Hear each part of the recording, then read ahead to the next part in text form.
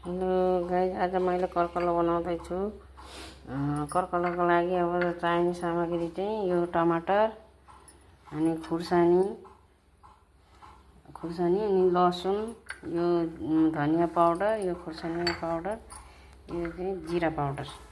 यहाँ पानी तताउँदैछु मैले। पानी तातेपछि यो कर्कलो हाल्ने। अब मैले पानी उम्लिसक्यो। अब यसमा मैले नुन राख्छु। 1 चम्मच नुन भयो अनि आधा चम्मच हल्दी। अब त्यसपछि अब यसमा मैले कर्कलो राख्छु।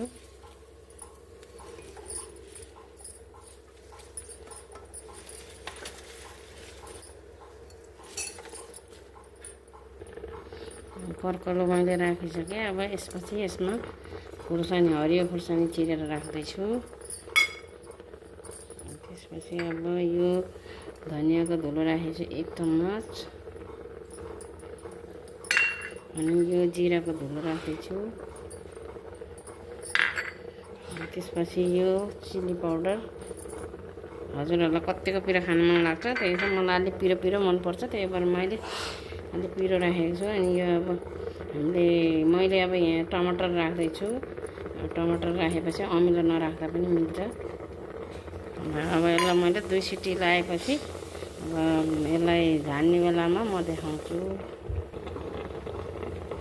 राखिसकेँ। अब यसलाई 2 सिटी लगाएपछि फेरि हामीले कुकर खोल्नुपर्छ। कुकर ठन्डा भइसक्यो। अब यसलाई खोलेर यसमा अब यो दाल फिर्की लगाउनुपर्छ।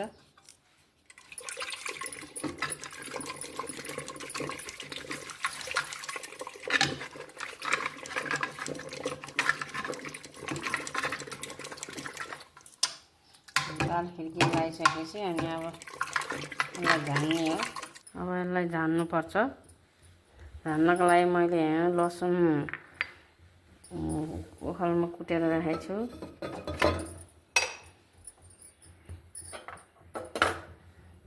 लसुन, सुकेको खुर्सानी। पहिला यसलाई सुकेको खुर्सानी राखौँ।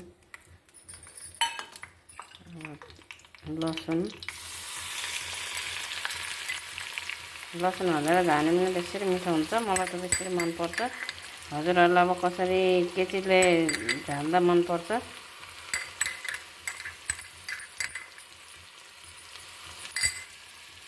मैले चाहिँ यहाँ लसुनले झान्दैछु। हजुरहरूले अब जिराले झान्नुहुन्छ कि पाँचफोरनले झान्नुहुन्छ, आफ्नो पोषण अनुसारले झानेर खानु होला। यसरी मैले लसुन लिएर सुकेको खुर्सानीले झान्दैछु।